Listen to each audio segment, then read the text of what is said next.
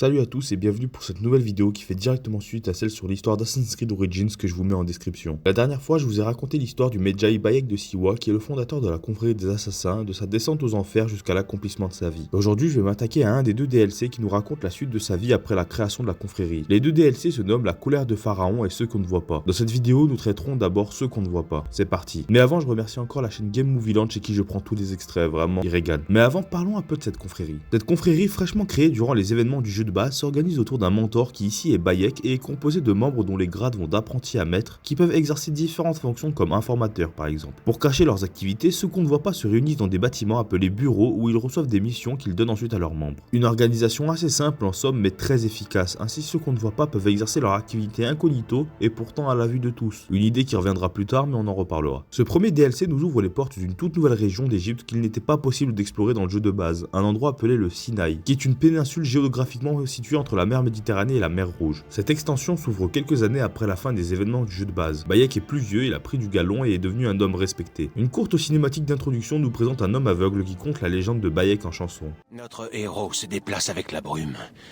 aussi silencieux que la mer, portant la mort avec lui.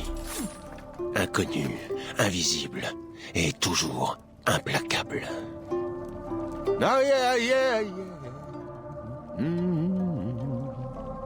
Écoutez, je vais vous conter son histoire, la légende de Siwa. L'ombre que l'on nomme Bayek. Bayek, Bayek, Bayek. Bayek. Tu sais raconter les histoires.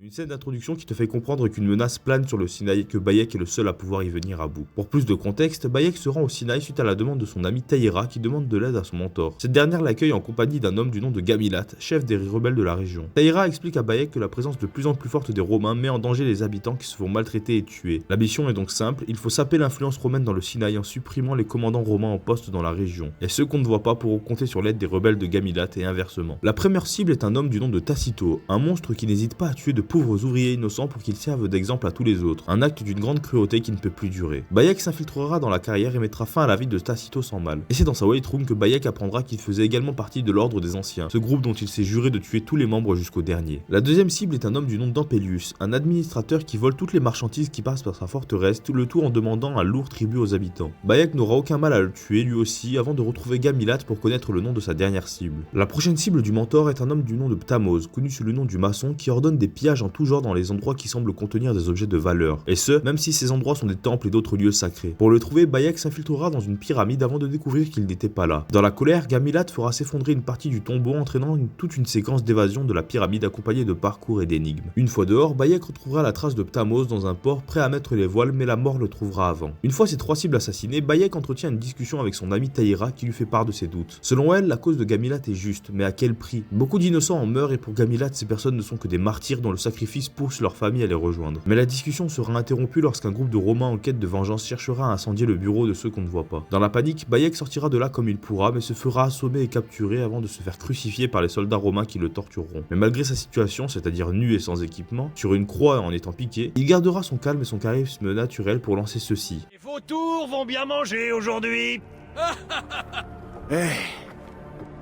Je vous tuerai tous. Incroyable. Par chance, une personne le délivre de ses liens et il peut directement mettre sa menace à exécution. On découvre alors que cette personne n'est autre qu'Amounet, plus connue sous le nom d'Aya, qui était l'ancienne femme de Bayek ainsi que la mère de leur enfant qui a rendu l'âme dans les événements du jeu de base. Amounet expliquera à Bayek que leur problème est que pour un groupe censé agir dans l'ombre, ils ont beaucoup trop attiré l'attention sur eux, assez pour permettre à leurs ennemis de contre-attaquer. Mais bon, l'heure n'est plus aux reproches. Bayek doit maintenant se rendre au fort de Klostra pour libérer les membres captifs de ceux qu'on ne voit pas, chose qu'il réussira sans problème d'ailleurs. En parlant de problème, Amounet en soulèvera un très gros. Il y a un traître parmi parmi ceux qu'on ne voit pas. Mais qui? Pour Bayek, ce n'est pas possible, car chacun des membres prête serment. Pourtant, il y a bien quelqu'un qui est allé rapporter à l'ennemi. Mais pour l'heure, Bayek devra affronter un dur moment. Taïra, sa meilleure amie, membre fondatrice de la confrérie et première à prêter serment, rend l'âme dans les bras du mentor qui, malgré tout ce qu'il a vécu, n'a pas fini de souffrir. Plus une seconde à perdre. Bayek et Amunet se rendent à Arsinoé pour mettre fin à la vie du chef de l'ordre dans le Sinaï, un Romain du nom de Rufio. Mais arrivé sur place, un village se fait attaquer et beaucoup d'innocents meurent sans raison sous les épées des Romains. Et un détail va titiller Bayek. Pour une raison qu'il ignore, les habitants qui se font massacrer connaissent son prénom, lui qui normalement doit vivre dans l'ombre et l'anonymat. Mais bon, pour le moment, le plus important pour le mentor est de mettre fin à la vie de Rufio. Dans sa White Room, ce dernier exposera à Bayek la dualité entre leurs deux ordres, comme lorsqu'il dit que ceux qu'on ne voit pas vivent dans l'ombre créée par l'ordre et que ceux-ci ne disparaîtront jamais, car comme ceux qu'on ne voit pas, ils ne veulent rien d'autre que la paix. Ainsi, tant qu'il existera des personnes cherchant la paix, l'ordre continuera d'exister. Et je dois avouer que l'une des choses qui me plaît le plus dans la licence Assassin's Creed, c'est cette idée qu'assassins et templiers se combattent jusqu'à la mort pour la même chose, seules leurs méthodes diffèrent. Bref, reprenons. Mais l'heure n'est pas à la réjouissance. Amunet apprend à Bayek que le responsable des massacres des habitants dans le Sinaï n'est autre que Gamilat, le chef des rebelles censés lutter pour leur liberté. Son plan est simple mais cruel. Il envoie ses hommes provoquer les Romains. Lorsque ces derniers ripostent, il tue sans distinction les rebelles coupables et les citoyens innocents. Une fois le massacre accompli, Gamilat arrive et recrute les survivants à sa cause pour qu'ils vengent leurs familles disparues. Il crée des martyrs pour gonfler ses rangs, une attitude inadmissible de la part d'un homme censé protéger le peuple. Maintenant au courant de tout cela, Bayek se rend en compagnie d'Amunet au campement des rebelles, mais Gamilat n'y est pas. Apparemment il chasse près de l'oasis. Là-bas Bayek le retrouvera et un combat contre Gamilat se déclenchera et Bayek en sortira victorieux. Mais à quel prix? La mort de Gamilat fera prendre conscience à Bayek sur les limites et la capacité à agir de sa confrérie, dans une cinématique beaucoup trop stylée que je vous mets maintenant. Il y a la liberté d'un côté. Et de l'autre, il y a la vie des innocents. Les deux doivent peser dans la balance. Désormais, c'est mon cœur qui reposera sur celle d'Anubis. Cette cause Gamilat l'a fait battre beaucoup trop fort. L'innocent mérite toujours protection. Bayek, je me suis laissé aveugler par mon ardeur.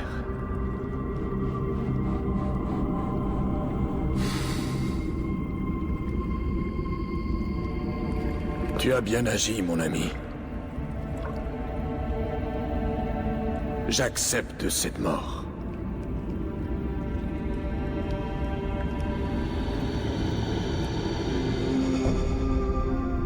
À compter de ce jour, aucun de ceux qu'on ne voit pas ne frappera un innocent. Que ceci soit écrit. Puisses-tu trouver la paix dans la droite. Et puisse ce qu'on ne voit pas perdurer jusqu'à la fin des temps.